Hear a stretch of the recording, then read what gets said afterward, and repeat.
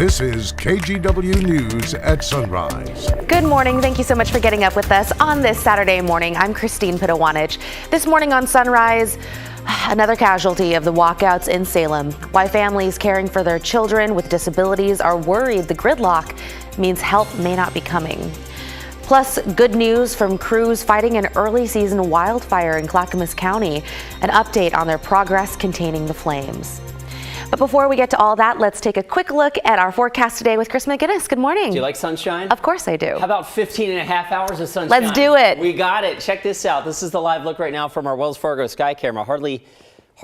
How about no clouds in the sky over downtown Portland? Let's go to the Oregon coast.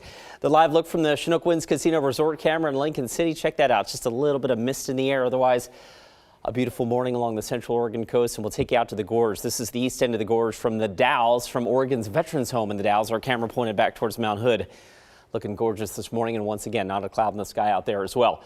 All right, temperature-wise, we're in the same ballpark as where we were yesterday at this time, maybe plus a degree or two for some of us. It's 52 in Portland. It's 42, though, in Hillsborough. There are some cool pockets out there. Once again, Tillamook and Newport waking up to temperatures in the upper 30s. Sun River and the central Oregon Cascades, 36. Generally, most of the state of Oregon somewhere between about 38 and 52 this morning to start the day.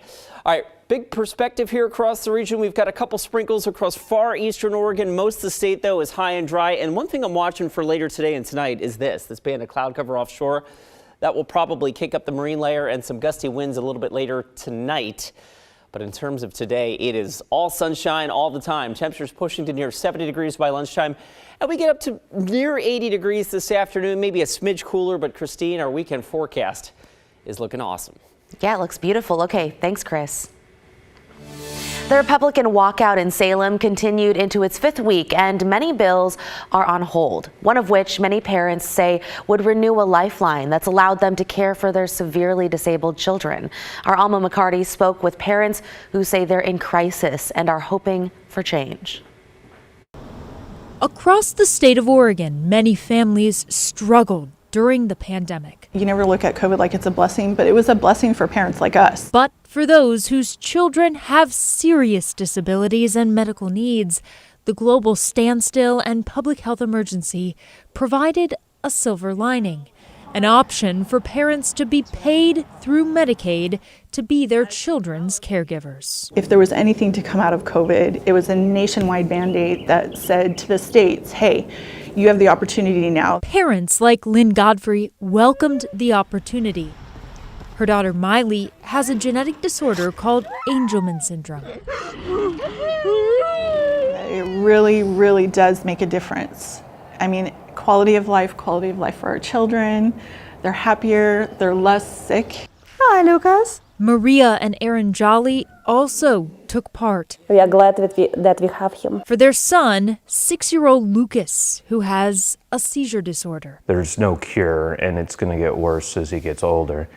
It started when he was about 3 months old, and since then he's been having so many seizures that he hasn't been able to live a normal life. When a child like this, you can't work outside easily. And this type of job where you can be a caregiver for your disabled child gives stability to families like mine. What are you doing? Andra Brown Lopez cares for her 3-year-old son, Ezra. Being his mom is the best thing that's ever happened to me. Born with Cornelia de Lange syndrome. There's just a lot that goes into taking care of him, and you know, me and his dad are always worried, like, when our luck is gonna run out with him. But this paid program was temporary. And when the public health emergency ended, so too did the program. Now anxiety and fear grips families like these, unsure of what happens next. We have a massive shortage in the state for qualified care.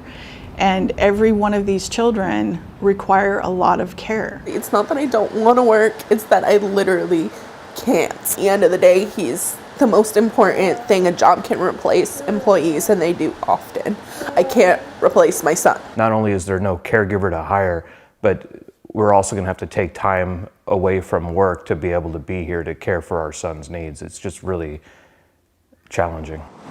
On the state level, a bill to create a permanent program, Senate Bill 91, is still in consideration, although like many bills, it's held up by the Republican walkout. If passed, it wouldn't go into effect until mid-2024. So that was Alma McCarty reporting. She tells us there are efforts underway to get gap funding to allow certain families to get financial help between now and when a change does go into effect. And for the first time in nearly 7 years, Multnomah County plans to open its waiting list for Section 8 housing vouchers. They help low-income families and people pay rent. The voucher program opens up Monday morning at 9 o'clock and will close next Friday night, a minute before midnight. Low income, by the way, is defined as 50% or less of the area median income for your household size. Now keep in mind, it is not first come, first serve. It is a lottery system. For all the details, you can go to our KGW website. Oh my God! Oh, wow. Check it out. This is what a neighbor saw in Vancouver yesterday afternoon. They say it sounded like a bunch of small explosions, big and small, going off as a wall of, as you see them, intense flames burned through a garage.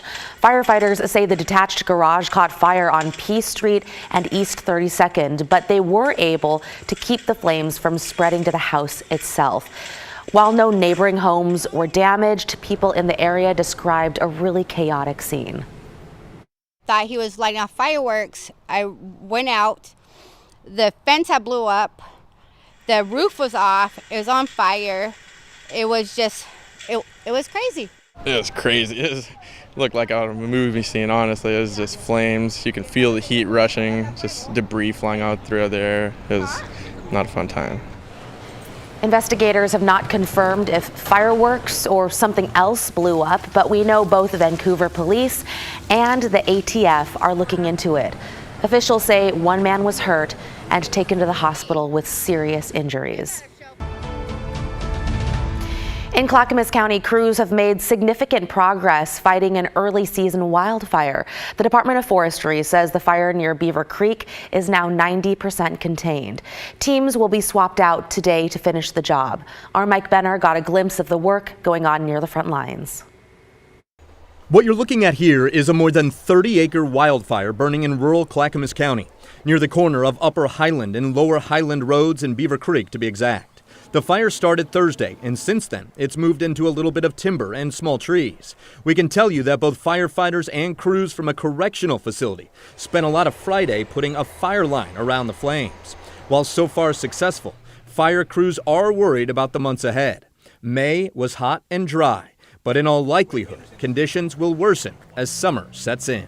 Without rain and all that, as it dries out, the grasses will start to dry, the brush, everything. And as that dries, that just becomes like kindling for a fire. And grass especially can spark very easily and can move very fast. Jessica Pracky of the Oregon Department of Forestry says fire crews are fully prepared for whatever summer brings, including the pre-summer wildland fire burning in Beaver Creek. That was Mike Benner reporting. This weekend marks 13 years since Kyron Horman went missing. The second grader was last seen at Skyline School in Northwest Portland. So take a look at this. It is an age progression image of what Kyron might look like now as a 20-year-old. No one has ever been charged in the case, but investigators at one point focused on the boy's stepmother, Terry Horman. She dropped Kyron off at school the day that he disappeared. There's a $50,000 reward out for information leading to a resolution. We'll be right back.